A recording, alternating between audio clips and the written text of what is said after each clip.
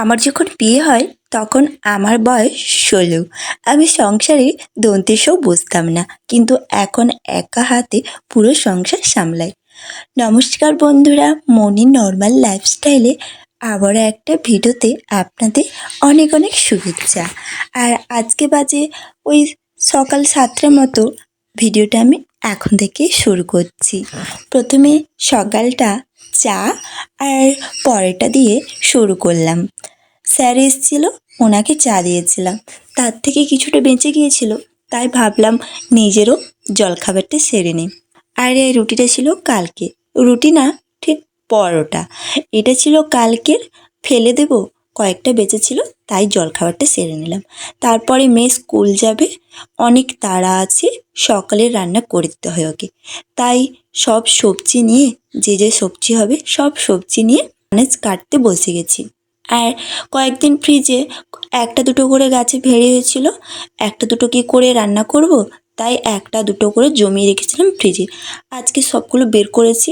আমার আবার চচ্চড়ি খেতে পছন্দ না, তাই ভাজা করছি। আর একটু ঝিঙে আলুর পোস্ত করব। আর পাঙ্গাস মাছ এনেছে, মেয়েটা আবার পাঙ্গাস মাছ খেতে অনেক ভালোবাসে, তাই তার দাদু পাঙ্গাস মাছ এনেছে, সেটাকে আবার টক করব। টক হলে, ছোট বাচ্চা মেয়ে তো, টকটা মুখে বেশি ভালো লাগে। আর টকটা হলে একটু কয়েকটা বেশিই ভাত খায়, তাই ভাবছি টক করব।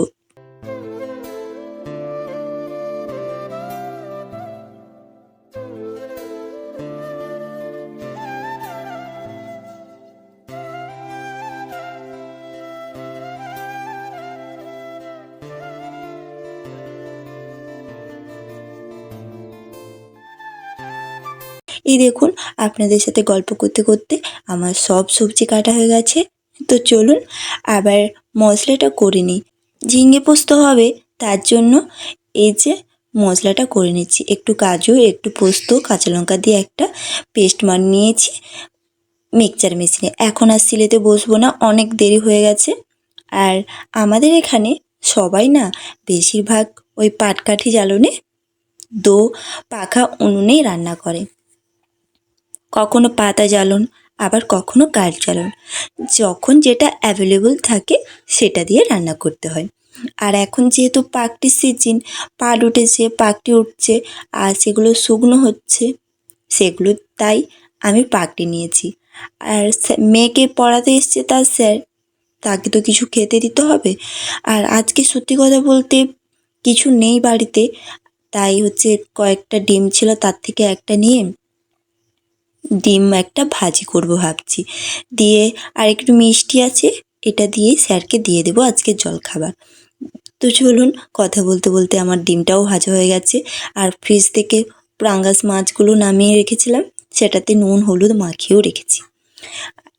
এটা দিয়ে স্যারকে জলখাবারটা দিয়ে এসে, মাছটা তুলে দিয়ে স্যারকে জলখাবারটা দিয়ে আসবো।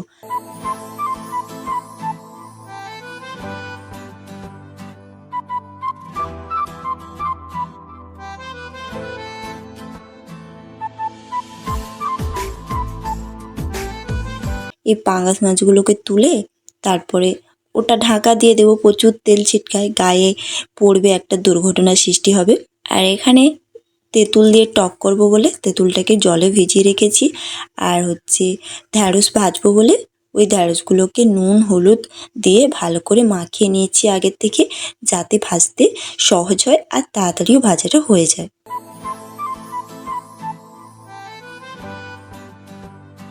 মেয়ে স্যারকে জলখাবারটা দিয়ে চলে এসেছি। এবার এসে দেখি না এক পাশ সুন্দর হয়ে গেছে। আর এই ফ্রিজের মাছগুলো না একটু ভাজতে সময় লাগে, তাড়াহুড়ো করলে হয় না। মাছগুলো আমার ভাজানো হয়ে গেছে, তুলে নিচ্ছি। আর কড়াইতে না অনেকটা তেল বেঁচে গেছে, এই তেলটা দিয়েই ওই ঢ্যাঁড়সগুলো যে নুন হলুদ মাখিয়ে রেখেছিলাম ওগুলো দিয়ে দেবো। এই তেলটা তুললে পরে আর এই তেলের ব্যবহার করতে মনেই থাকে না, তাই ভাবছি বাড়িতে তো সবাই খাবো, তো ওই তেলের মধ্যেই ঢ্যাঁড়সগুলো দিয়ে দিই। তো চলুন ঢ্যাঁড়সগুলো ভাজা হোক, ততক্ষণে আমি টুকটাক কিছু কাজ আছে সেগুলোকে সেরে নিই। বলতে বলতে আমার ঢ্যাঁড়সগুলো ভাজা হয়ে গেছে। তারপরে কড়াটা ভালো করে ধুয়ে নিয়ে তেঁতুলটাকে যে জলে ভিজে রেখেছিলাম কড়াইতে দিয়ে একটু নুন হলুদ আর একটু তেল দিয়ে আর একটুখানি ব্যালেন্সের জন্য চিনি দিয়ে ফুট এলে মাছগুলোকে একটা একটা করে দিয়ে দিই। এই যে আমার ঝিঙ্গা আলু পোস্ত হয়ে গেছে। তারপরে ট্যাপে জল এসছে, মেয়েকে স্নান করানো, আর সব এত চাপ যে বলার কথা নেই। ট্যাপে জল এসছে, তাই ভাবছি জলটা ধরে নিই, তারপরে মেয়েকে স্নান করাবো। ওকে আবার স্নান না করিয়ে, ড্রেস ছোটো তো, সব কিছু আমাকে এক হাতে করতে হয়। আবার আমাদের টাইম কলের জল, যদি একবার জল চলে যায় আবার পরের দিন জল আসবে। তাই সব বোতল আর সব কিছু জল ভরে নিই। ভরে নিয়ে মেয়েকে স্নান করিয়ে একেবারে খাওয়াতে বসবো। ওর খেতে একটু দেরি হয়, আর এত দেরি হয় আবার গাড়ি আসে আনতে, টাইমের ব্যাপার থাকে, সমস্যা হয়ে যায় যদি না ওকে একটু আগে থেকে খেতে দিই।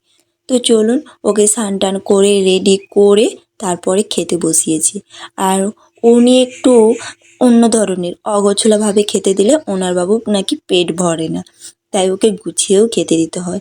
এই যে টিফিনে কী নিয়ে যাবে বকেছিলাম বলে মুখটা পুরো অবস্থা খারাপ। তারপরে বলছে আমাকে ভাত মাখিয়ে দাও, না ভাত মাখিয়ে দিলে আমার পেট ভরে না।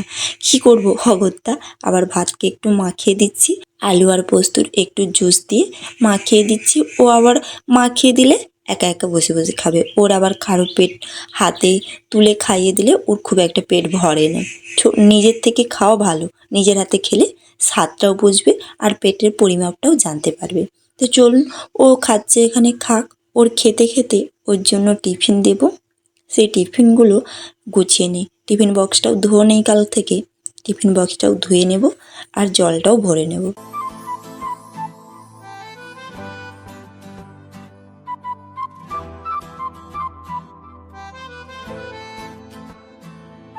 এই দেখুন আমি চলে এসেছি একেবারে ফল কেটে নিয়ে।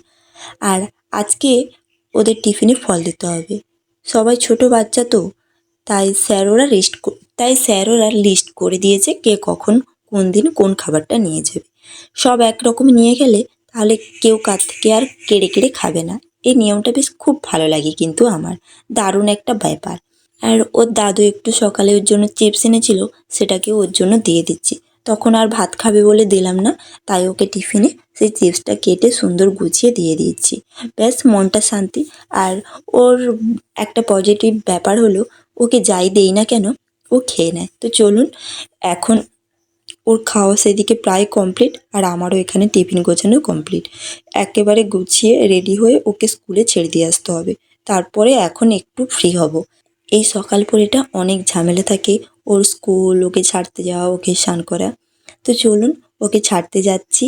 আর ভিডিওটা আজকে এখানেই শেষ করছি।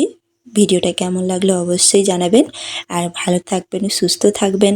যদি ভিডিওটা ভালো লাগে একটা লাইক করে চ্যানেলটা সাবস্ক্রাইব করে দেবেন। ধন্যবাদ।